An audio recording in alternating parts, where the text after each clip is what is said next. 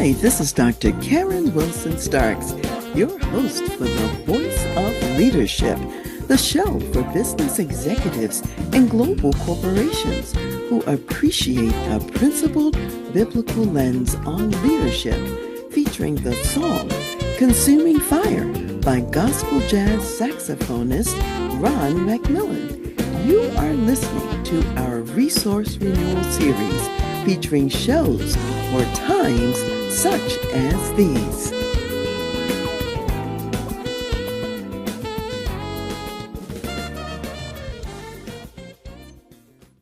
What I want to focus on today is that both positive and constructive feedback about development needs creates a positive success platform at work.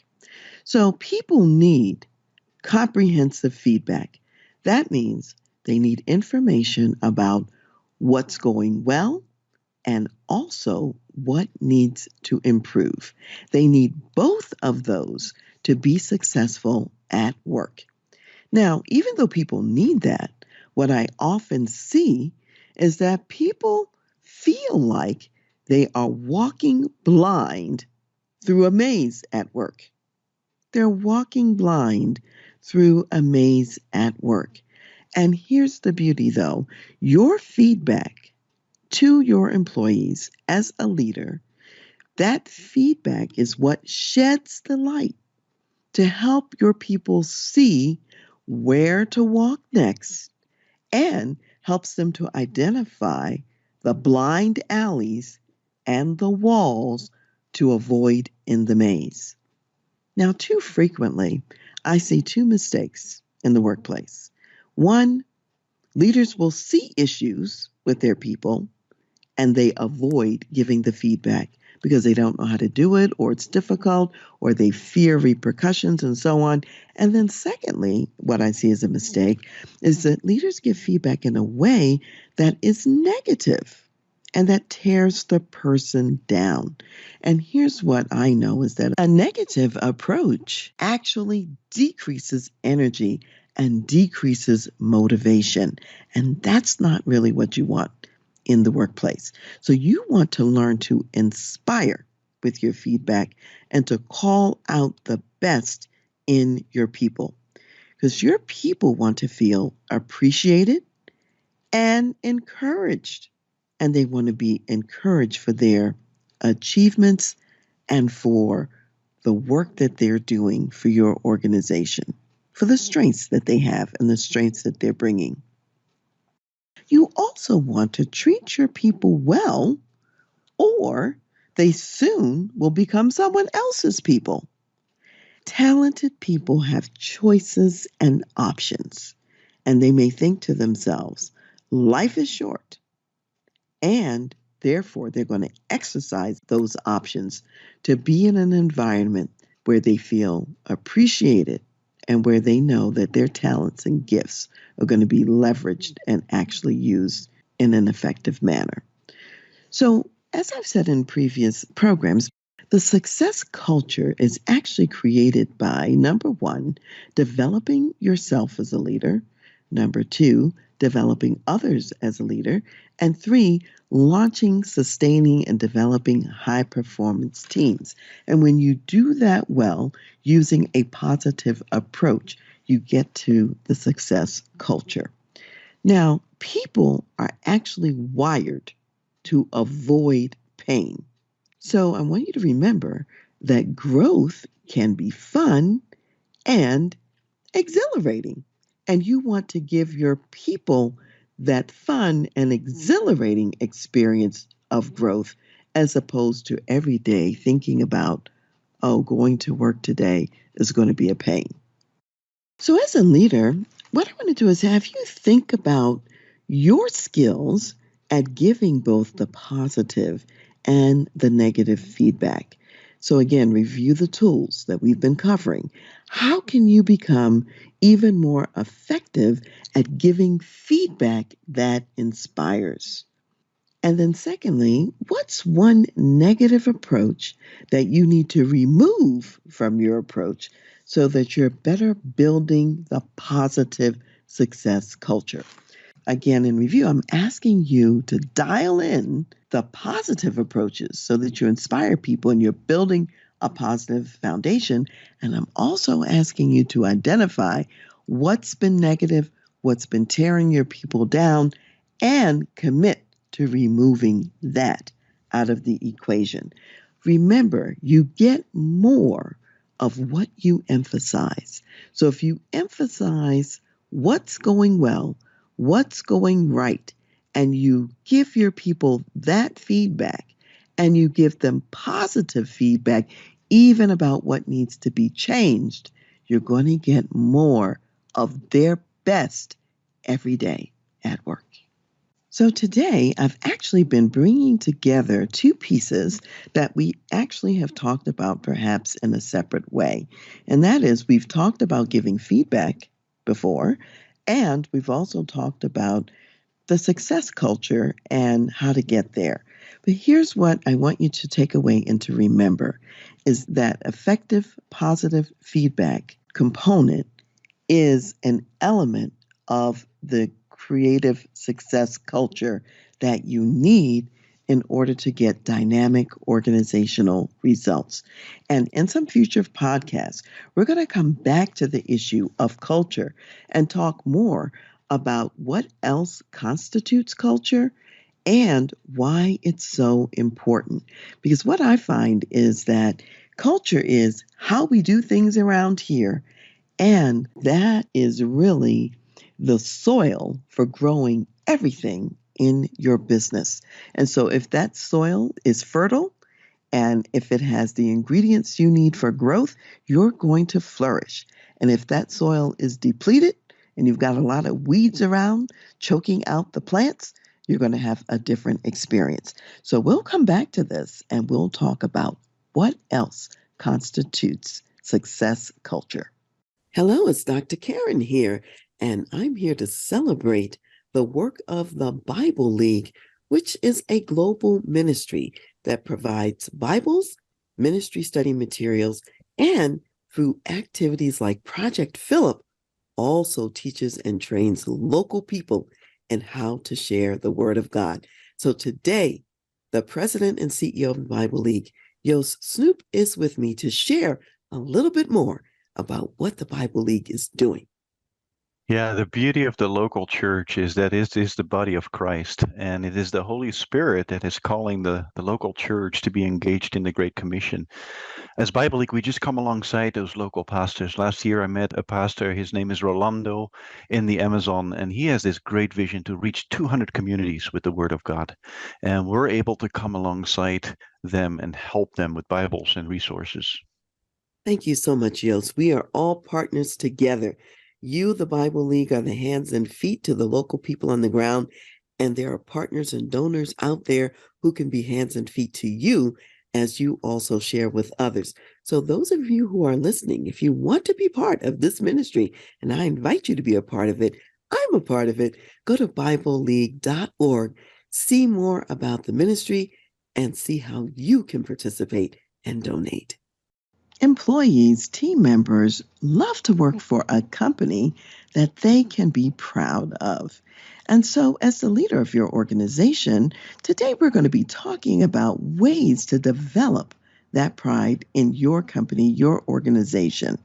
So, three things I want to highlight. Number one is, first of all, stand for some clear values. And number two, share and collect stories of these values in action. And third, spotlight examples of doing the right thing, even if it costs you. Now, this process that I'm referring to is actually practiced very well by many nonprofits.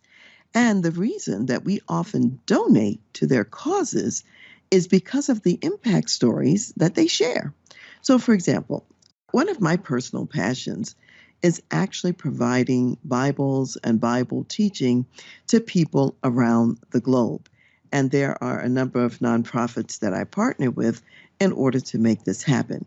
And I'm very inspired by the stories of transformation that they often share in their updates. So, for example, in one story that I just heard recently from one of these organizations, they told a story of a young girl who, when she was about 10 years old, her mother died. And when that happened, this young girl had lots of other siblings, including a brand new baby. And about a year after the mother dies, and the little girl's trying to take care of all of these other children, the baby dies. And about a week later, her father also died. And then shortly after that, she's involved in an accident and her legs are amputated. Now, if you can just imagine, here's this orphaned child, poverty stricken, homeless, responsible for all of these siblings, not many supports in place. And then she meets someone who shares a Bible with her and also shares with her the hope that lies in Christianity. And in her case, feeling suicidal, she actually realizes that there really is a reason and purpose for living and is able to go on to live a productive life. So here you see a case of someone whose life is actually saved and transformed, who might have been a victim of suicide just because of the difficult circumstances in her life. However, she's redeemed and able to move on in a spirit of triumph and a spirit of hope. And this is really the reason why often we give to the charities that we give to, because we see these kinds of stories in action, and we see that the dollars that we're giving are making a difference in people's lives somewhere. Now, I want to say that in your organization, you also have stories about things going on internally as well as externally about how your values, your products, and your services are making a difference. So, for example, you might have a value in your organization that you're going to develop people and provide opportunities for them, and you're going to do this for everyone who works for you. Now, truthfully, there are a few people who may misuse that opportunity or may not take full advantage of it, even though the opportunity is provided. And in those cases, those people may even leave the organization, and they may leave not even appreciating what's been done for them. Nevertheless, because of who you are and the values that you have, you decide to operate that way anyway.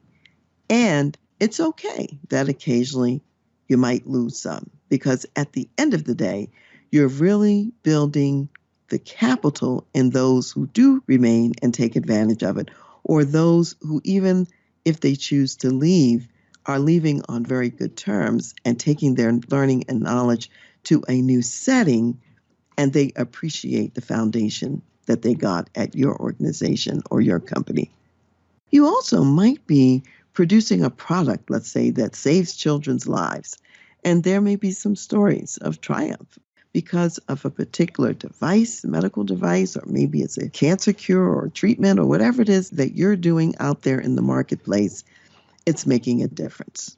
And so you have stories in the organization about that. And you're very regularly collecting and sharing these stories with one another as well as with prospective clients. And sometimes it's more of a service. So maybe you really have a service that helps first-time homeowners to get their perfect and affordable dream home. And so there you will have stories of delight and stories of dreams coming true. Because of the service you provide, you're enabling someone to move forward and to do what they never thought perhaps that they could do so early or so quickly, and with the funds that they have available. So the bottom line of all of this is to regularly be thinking about what are those stories so that you can then talk about them in-house and share them with your team members and with your employees so that they can see how their work makes a significant difference. So today, since we've been talking about ways to develop pride in your company, let me just summarize those three items again. Number one, you're wanting to stand for clear values, and I'm inviting you to actually do a self assessment of your organization.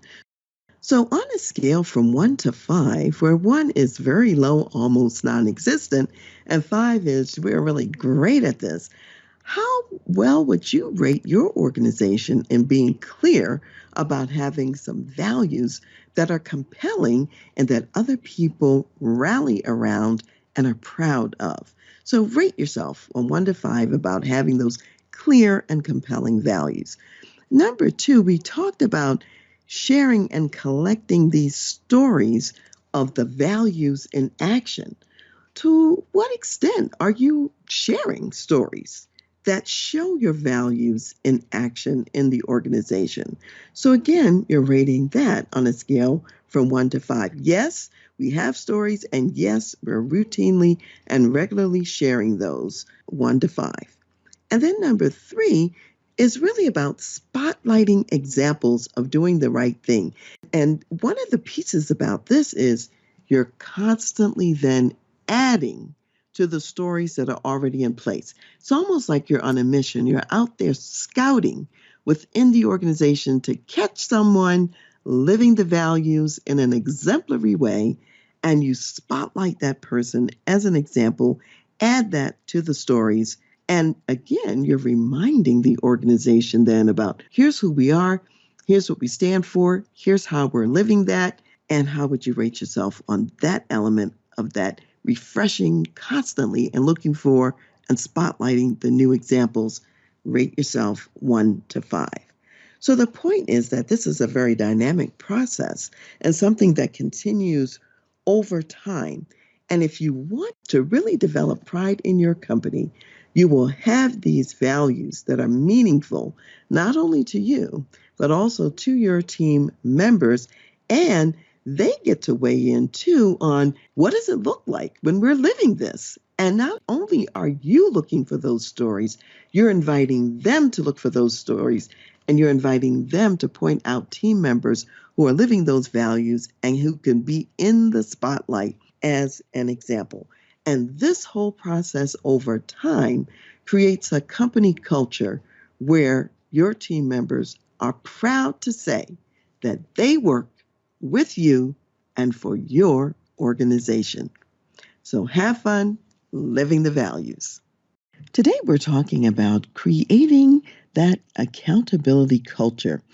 And the reason we want to create an accountability culture is because you will get more profound results in your organization, and your people will enjoy working there more when there is an accountability culture. So let's talk about what's required in putting that together and in cultivating it. So, number one, it's important for the people in your company to be inspired. And I use that word intentionally because accountability is not something that you can just foist onto people or force to happen or mandate from a top down position. People have to be inspired to take responsibility and accountability. So, what's in that inspiration? You want to be able to articulate the values in your organization. What do you stand for? What is it that you're living out in the world? You want to be clear about who we are. What is it that we do? What are our clear goals and our clear objectives and our clear targets? And each person who works in your organization needs to really understand that same degree of clarity for their position. In other words, what are you expecting of that person? What do their results look like in terms of living out the values and in terms of adding value to who you are and what you do? So that's number one, getting clear on all of that and inspiring your people to sign up and say, yes, I want to be a part of an organization that's living those kind of values. Number two, you really want to provide relevant business data. And what I mean by this is if I'm going to be held responsible and accountable for my results, I have to understand how the actions that I take every day, how they affect the company's profitability and success. I need to see the impact of my decisions. So, this is a form of feedback that a company really needs to provide to employees so that employees really start having what I call the owner's mindset. So, if you want to increase accountability, it means you want people to take ownership. So, if you want to create an owner's mindset, you have to provide the employees with some owner like information.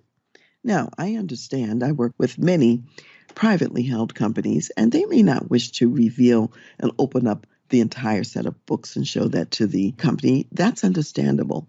However, you want to select some key business drivers and results that would help your people see when they're succeeding at meeting the mission and when they need to turn a dial and maybe make some changes to succeed in a better way. So, number two, provide relevant business data as feedback so that they can live out those inspired values that we talked about in number one. And then number three is focus on solutions and results. If you've been listening to me for a while, you know that I talk frequently about creating that learning culture as opposed to a culture of blame.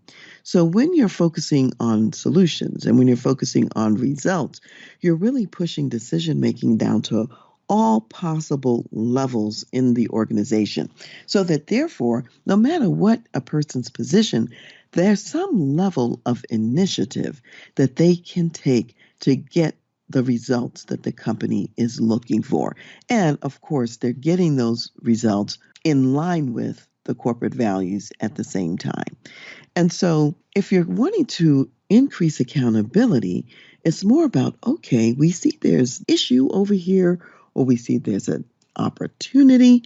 And now, how do we take advantage of it? How do we leverage? Or if something needs to be fixed, how do we fix it? Not the finger pointing, who to blame or who to throw under the bus because this is going on. That's not an accountability culture. And so you don't want that, but you really want that focus on solutions and results. Number four, you want to treat mistakes as learning opportunities. So often in organizations, they'll do okay with number one, two, and three until a mistake is made. And then all of a sudden, you'll see heads rolling, people being shot and killed. And in that context, fewer people are going to step up to take accountability because the end result is something that they don't want to experience. So rather than using mistakes as an opportunity to harm, punish, kill people, see it as a learning opportunity and ask the question, what can we learn from this mistake? What do we need to do more of, less of, so that we prevent that in the future? And how might we move forward so that this mistake doesn't happen again? And that brings me to number five, where you really create the after action review process, which when I was in the Army, we used the after action review. And I loved that process because no matter what activity you're engaged in, you actually take the time at the end of that activity to talk about what went well, what didn't go so well, how would we improve going forward? And you're really looking at a prism from all different angles.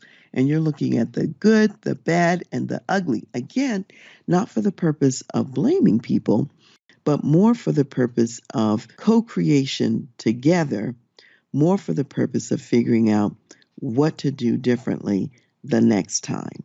That's what you're paying attention to. What can we learn? How can we add to our fund of knowledge and information and get better results? And in those after action review meetings, all subjects are discussable. There's not anything that's too bad to talk about. So when an organization discovers by practice that they can talk about really tough, difficult subjects and still live to see another day, that increases accountability. And then number six on creating accountability is you want to develop leaders at all levels. Because as you're learning, you're going to find out there are going to be gaps in people's learning. In order to get the results that you want, they may have to learn something they don't already know.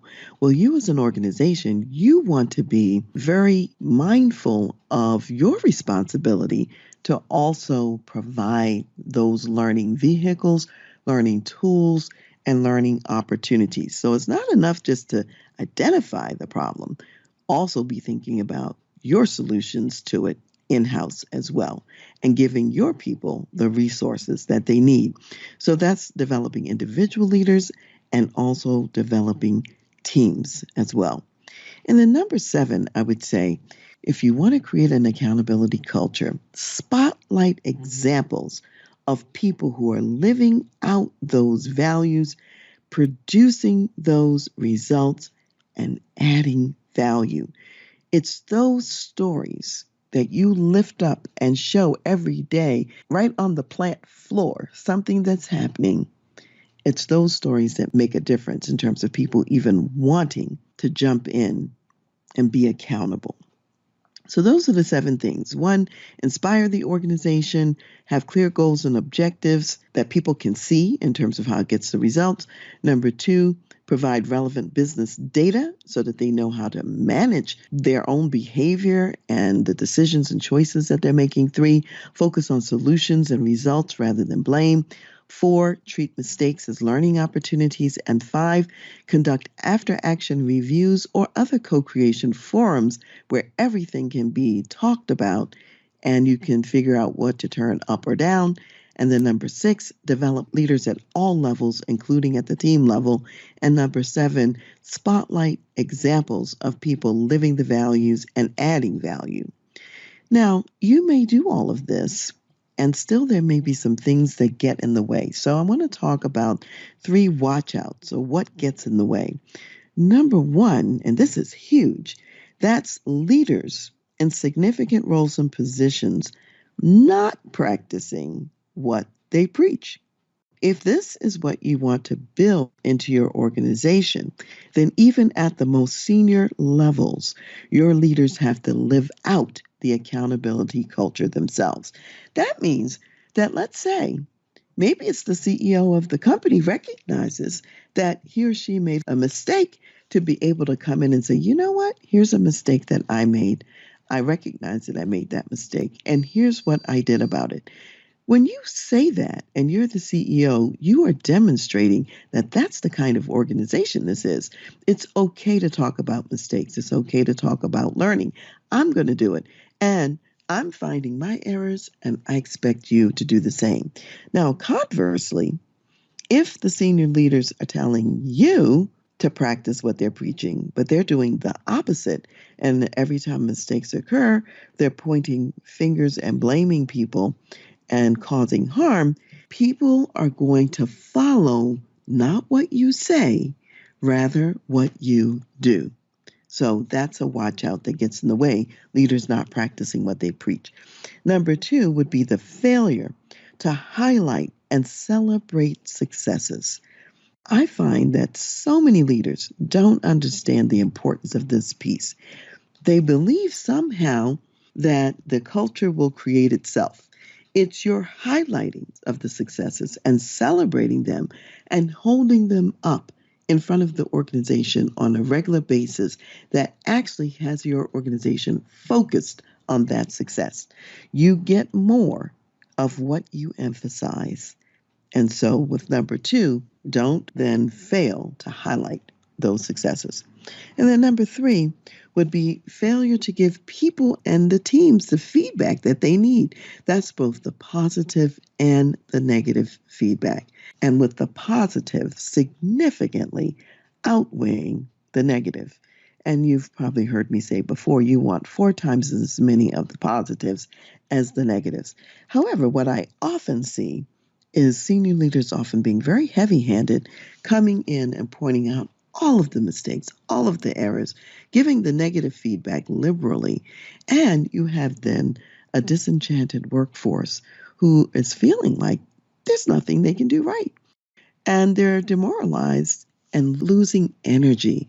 And therefore, what they are doing right, they may even stop doing that. So You don't want to be a part of that watch out. And instead, you want to regularly give your people and teams feedback they can use, both positive and negative, with a heavy, heavy, heavy dose of the positive. So, as we've been talking about building this culture of accountability, my questions for you today are you walking your talk? Remember, people will follow what you do far more than anything that you say. So, are you setting the right action to go with your words so that you build and reinforce a positive, results driven culture of accountability? Now, if you're an executive leader out there and you're looking at your organization and you're seeing that the culture of accountability is not quite dialed in and you're wondering what you need to do to shift the dial, give me a call. That's what I really specialize in. I love to create cultures of accountability and learning cultures that get results. And I'll probably see something that you may not see being so close to it that will facilitate your movement forward in the right direction. So look forward to hearing from you. Hi, this is Dr. Karen here today, and I want to share some important insights with you about Spirit Wings Kids Foundation, a 501c3 organization that's doing wonders across the globe and especially in Uganda.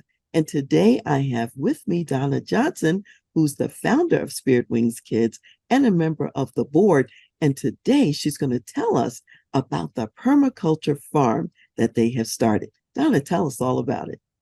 Thank you, Dr. Karen. For decades, we've been supporting the Orphanage and Family Network in Uganda. And in 2018, my son is a permaculturist, and we had acres that we dedicated to his planting. And it was just amazing. And he also taught them how to do permaculture, and it's flourishing. In fact, during the pandemic, it saved lives. 203 families were fed during the pandemic. And so it's such a miracle that God just called us to plant that garden at the time that we did. Thank you so much, Donna. Thank you so much for your work in Uganda. And a couple of other things I want people to know.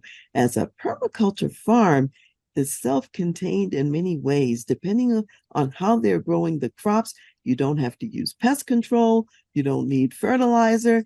It's a very sustainable way to provide food for the community. And so that's a blessing. So if you want to be a part of this wonderful work out there, 100% of all of your donation goes to the people in Uganda to help feed them and their families. So go to swkids.foundation and give today. Make a difference in the world. And thank you for doing so. Your uniqueness is part of your value and your special contribution to the workplace. In the past, many companies emphasized what I'd call sameness or homogeneity, a bit of homogenization or assimilation. Everyone had to wear the navy blue uniform, the white shirt, and so on. And a lot of that perspective not only was true for major corporations, but also for the United States as a country, too. Now we are better recognizing the value of leveraging rather than hiding diversity. And one of the things I would say is that your uniqueness is like added lenses to bring vision into sharper focus. Now, there is a training video out that's called A Peacock in the Land of Penguins, and it's based on a book by B.J. Gallagher and Warren Schmidt. And this is a training video that I've used in the past with clients. And it's the story of a company of penguins, all in their black and white, exactly the same penguin suits. And they recognize that they probably need to have some diversity and some different perspectives, so they hire one peacock. However, they think that the peacock is too loud, and they think that the peacock is too colorful, and they try to squeeze the peacock into a penguin suit, which doesn't fit him. And the peacock eventually says, "Oh, I can't wear the penguin suit." And he shrugs off the penguin suit. And it's unclear for a while to all the penguins, why do they have this very unusual and bizarre peacock in the business, and no one sees the peacock's value. Until one day, the peacock is looking over the horizon and spots and sees some danger coming in to the business from an enemy that no one else can see. In other words, this peacock has some unique vision. And let's say perhaps this person has long distance vision, whereas the penguins, maybe they're short sighted, they're nearsighted, they can only see up close. And because of this long distance vision, the penguin is able to sound the alarm about impending danger. The company is able to prepare and to save themselves to live another day. It's after that, of course, that they recognize the value of the difference that the peacock brings. When you think about yourself in the workplace and your own uniquenesses, there are 5 that I want to highlight today. Keep in mind, you have far more uniquenesses than what we're going to talk about here right now, but at least let's just look at these 5. Number 1 would be your culture or cultures that you bring to the workplace. So in my case, for example, if I think about my own cultural background, it's a combination of African American and also Native American, and specifically Cherokee. Well, there are strengths, abilities, and perspectives from those cultures that I bring to work every day. And I'm regularly sharing some of those lenses and some of those ideas with those with whom I work. And occasionally, I'll bring the culture to work, even in the form of the kinds of attire or dress that I might wear. So it's not unusual for me to come to work sometimes wearing an African dress that might be from a West African country like Ghana or Nigeria or Togo or someplace like that. Or I might also wear a Native American outfit with Native American jewelry. And these become interesting conversation pieces through which some of the cultural experiences can be shared with others. And all of us have a culture. You might be in your ancestry and lineage and history from Norway or from Spain or from China or from Bahrain or wherever it may be. And you have a unique perspective and a unique lens because of that background, that environment, and that ancestry that can be shared with others. So that's number 1, your culture or multiple cultures. Number 2 would be your geography, where you live. And even those who live in a large country, for example, such as the United States, we know that the United States is not a monolith. There are actually different cultures interspersed throughout the United States. So if you live in New York City, that's a very different environment and culture than, let's say, if you live in a southern state that's a small town. Living in a coastal region, such as on the West Coast in California or in Oregon, or on the East Coast, any of those eastern seaboard states, there are different experiences living coastally as opposed to living where I live now in Colorado in the mountains. In the mountains, there's a good reason to wake up at 5 or 6 in the morning and look out at the beautiful purple mountain majesty where America the Beautiful was written here. That's very real, and you can see that if you look out the window and as the sun is shining early morning on the mountains. And I'm an ocean lover, and so seeing the tides come in and out and the waves crash, particularly on the Pacific Ocean, and it's very turbulent over there, that's a beautiful sight. So there's different perspectives. Or walking in New York City and seeing the tall skyscrapers and having all the diverse cultures around you continually and different languages on the street, different foods and different music and clothing. All of this geography adds to our perspective. Or what if you were in New Orleans and having gumbo and listening to Zydeco music or whatever. Again, it's a different lens and a different perspective. So that's number 2. You're bringing a uniqueness because of geography. Thirdly, I would say your travels. And your travels might be local or they might be international. Travels to the Middle East or to Africa, to Asia, Europe.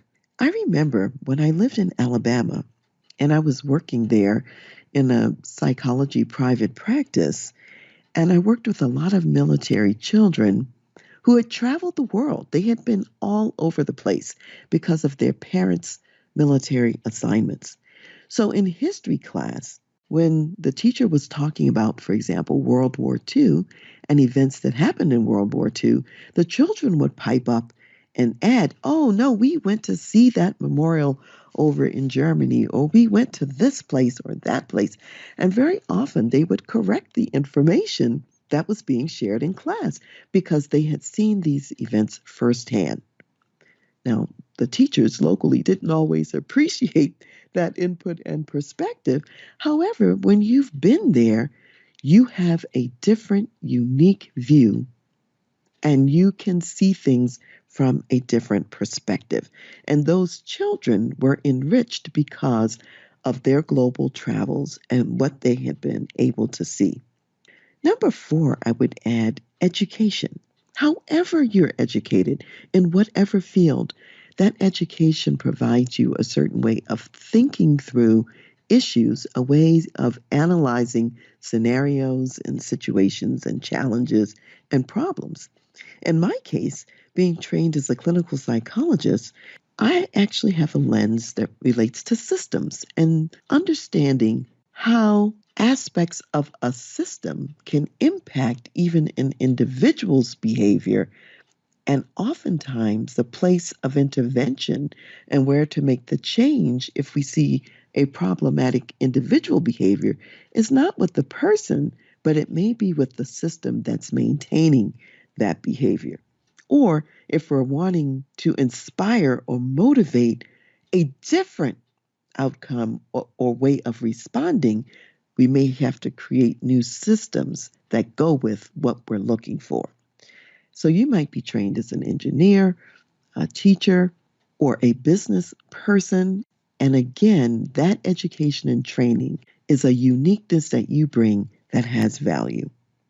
Then, number 5, I would say, just your life experiences that you're bringing, including your past job experiences.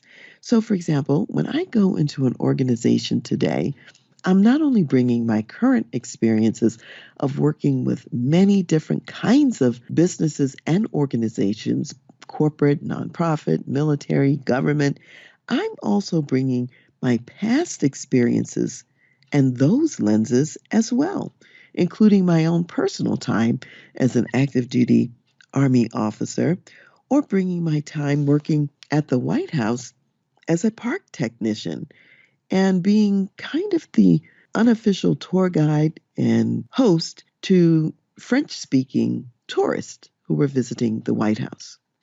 And I learned during those years that people from other countries pay a lot of attention to the United States and our politics and what happens here. And in fact, they often know more about it than we do. And so just understanding the global impact of our nation as well as others and how they influence one another, I think I had a very strong window on that just from that job alone, not to mention the many other job experiences as well. So I want you to think about, what are the uniquenesses that you are bringing to the workplace? Your cultures, your geography, your travels, your education, and your life as well as work experiences prior to coming to your current business. As you're thinking about all of these, I want you to write to me on social media and share, what are the uniquenesses that you have and how are you using those and leveraging those uniquenesses in your workplace. Today is about communication best practices, and particularly when you have a remote workforce. So, even as companies are coming back to the physical work environment to some extent or to a fuller extent, we know that there will still be some people working remotely. So, I want to cover 5 best practices and ideas to keep in mind so far as communication. Number one, remember when your workforce is remote, or you have some who are at the office and others who are remote, it takes a lot more intentionality to stay in touch with the entire workforce. That means it's important to consider many types of meeting options. One of the challenges with virtual work is that workers can sometimes feel isolated and they can feel alone at home and they can feel as though they're not finding out everything that they may need to find out, or they just might miss being able to run into their coworkers at the water cooler. So not only do you want to have meetings where it's a clear agenda and where you're disseminating information and you have topics that you're talking about and you're planning, thinking, and deciding together, you want to create also some informal virtual spaces.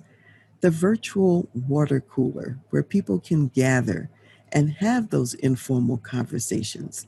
Maybe you want to create a virtual break room so that if different people are taking a break and it happens to be at the same time, they can drop into the break room, see who's there. And it's those conversations at the water cooler and the break room that often really spark innovation and creative thought and thinking. And that's an element that many times workers miss in the virtual environment. You also want to make sure that you have some daily check in meetings so that in the morning people are able to connect with their team members, find out who's doing what the plan is for the day, and then also have a wrap up meeting at the end of the day. And these are very brief touch points. If we were in the physical work environment, these would be like a standing meeting. We're talking 5 minutes, 7 minutes, no longer than 10 minutes for these touch base sorts of meetings, so that at the beginning of the day, the manager or the team leader is able to assess what do my team members need? How can I provide that to them throughout the day? Who might I need to call up and say more to? And by the end of the day, you know what to follow up on in terms of the work products that had been planned. So again, it's being more intentional about these touch points. And in addition to those meetings and your regular meetings that you're having, occasionally it will be important to have a more company wide sort of a town hall type of meeting. Or if you're a really huge or big company, then maybe it's regional or it's by discipline area, but a larger group where you're able to disseminate information to a larger group of people, let them know what is going on in the business, what's the state of the business, if you will. So those larger town hall kinds of forums can actually accomplish that goal. So think about the kinds of meetings you have and communicate more effectively in those venues.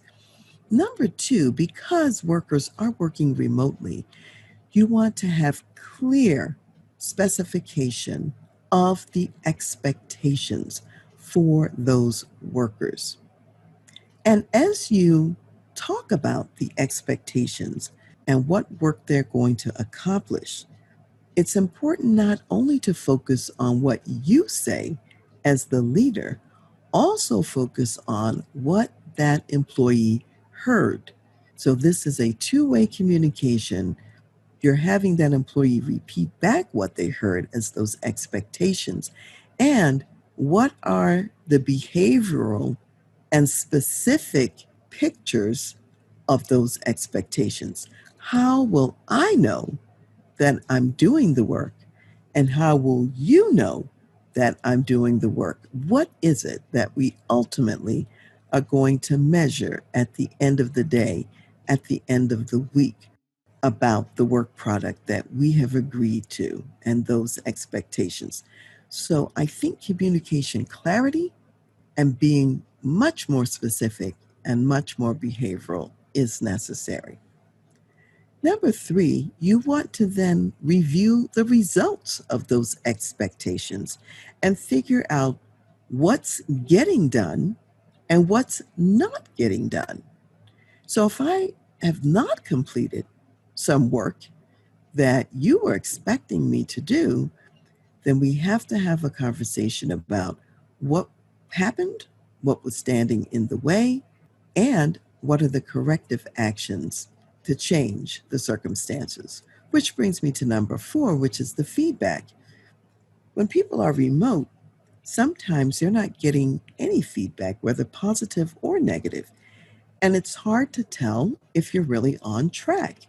So you want to let remote workers know when they're turning in work and completing projects in a way that really does fulfill the expectation. That way they can know what to continue to do and what to increase. At the same time, you also want to let them know when things have not been up to standard.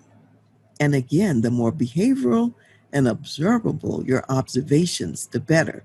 So let's say you're talking to someone, you wouldn't want to say, well, on the XYZ project, you were not a team player. They don't necessarily know what that means because that's very big picture and it's not observable or specific.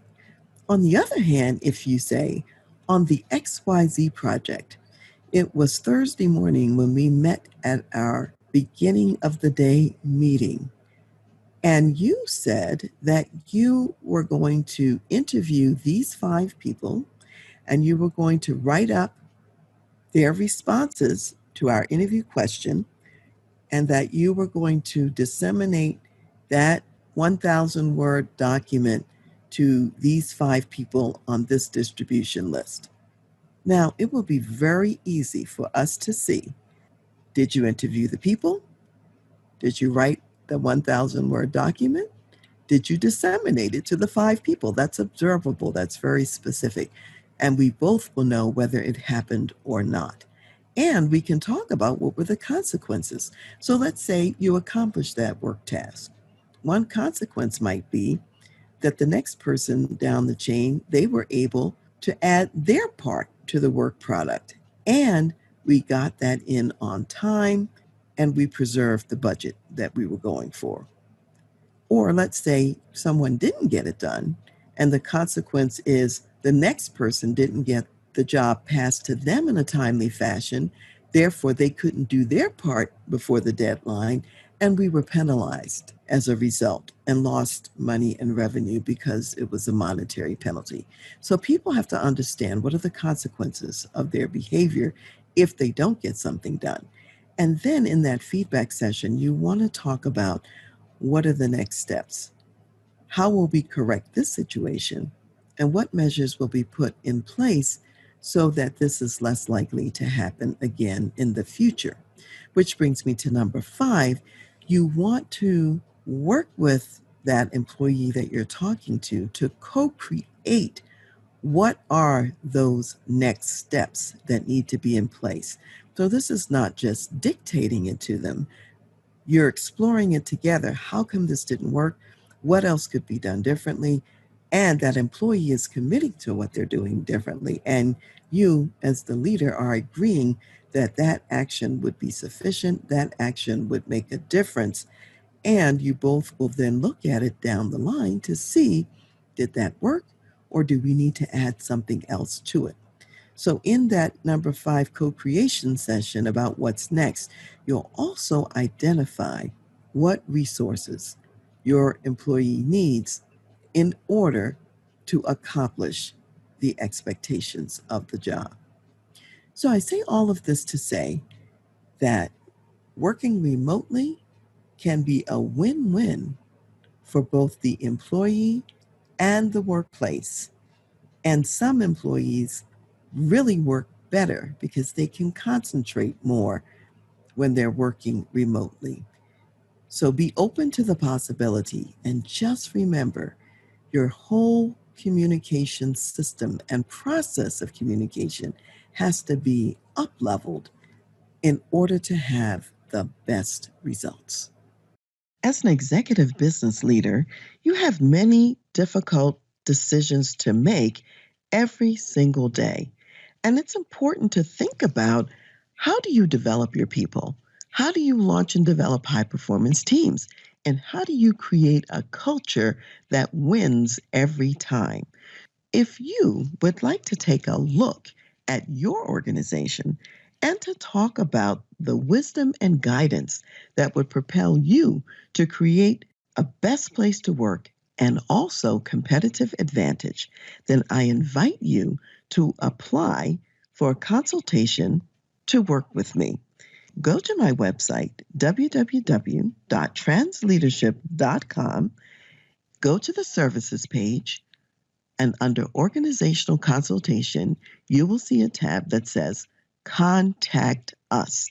That's where you request a consultation. So if you are an executive business leader in a medium to large size company, then I look forward to receiving your application and having a conversation with you.